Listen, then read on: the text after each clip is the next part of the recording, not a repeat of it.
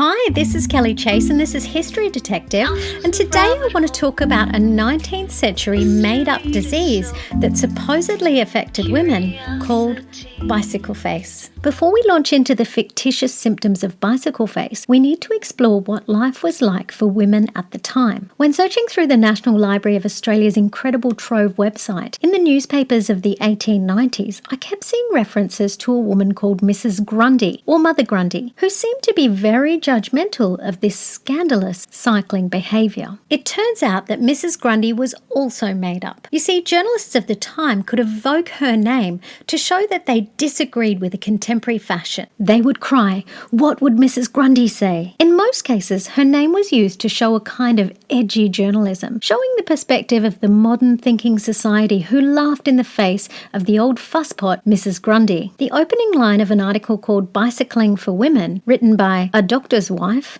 asks, "Is Mrs. Grundy dead, or has she gone to some far-off planet where they still enjoy the good old days of long ago? She could never live happily in this world, which the present bicycle craze is turning topsy-turvy to such an alarming extent that members of the gentler sex ride in bloomers." The article goes on to discuss how healthy bike riding is and how it makes life easier. The writer of this article does not have her name published and is only referred to by her relation to her husband and his occupation, a doctor's wife. But I guess they're trying to get the audience to trust her because, after all, she was a woman, and women were not even allowed to vote at this time. The doctor's wife makes mention of bloomers, and on Trove there are 122,000 newspaper articles that reference bloomers in the decade between 1880 and 1889. Fashion up until this point was very restrictive in terms of movement for women. It consisted of corsets and long heavy skirts that were completely impractical for doing any kind of activity that involved more than minimal movement of the legs. So the introduction of bicycles opened up a conversation about fashion reform. The fact that I can pop down to a spin class in my activewear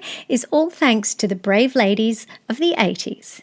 The 1880s, that is, who boldly donned their bloomers to ride carefree through the streets on their infernal machines. A few years ago, I was reading You Daughters of Freedom by Dr. Claire Wright, and in chapter 24 there was a one-line reference to bicycle face. This stopped me in my tracks, and I immediately raced to Trove and found a plethora of articles from the 1890s on bicycle face. One article discussed how a well-known doctor of Sydney was discussing the perils of bicycle riding. Because of the fear of collision with the many obstacles that the city presents women cyclists, such as trams and pedestrians, it does not take long for her to develop bicycle face. This source is very useful in demonstrating the attitudes about women at the time. The doctor's evidence for this diagnosis is you only have to observe a woman riding through any street to see how her legs are going and her eyes are fixed. Another commentator, known only as Lady full stop, agrees. If not corrected in time, the face gradually settles into a haunted, drawn look. The brows become contracted and there is a rigid appearance about the eyes. Adding further, I never think a woman looks her best on a bicycle. But don't think that this malady was confined to the face.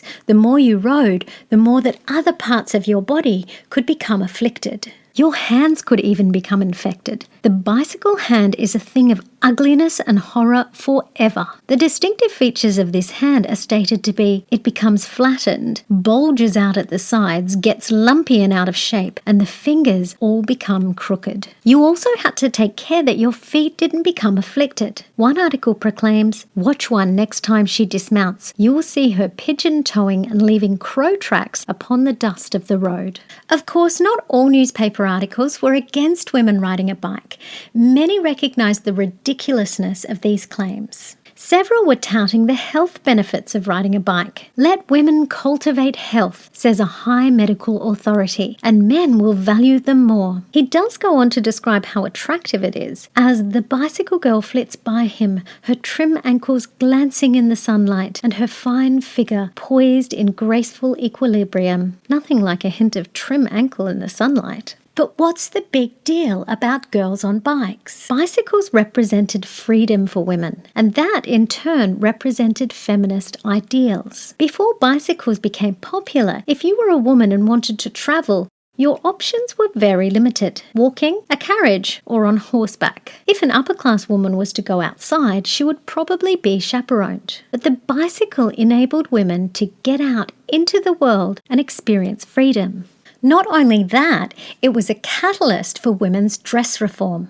An 1899 supporter of dress reform says, "The bicycle may be regarded as the chief dress reformer of the day. Within 2 years, it has given to all American womankind the liberty of dress for which the reformers have been fighting for generations." The writer does boldly state, "The bicycle has not put many women in trousers. Nothing will do that in this country." Oh, how wrong you are, sir. 124 years later, and it is trousers all the way for many female folk. Don't forget to hit subscribe, and if you would like to hear an original song on this topic, you'll find a link to Poetry in Motion up there.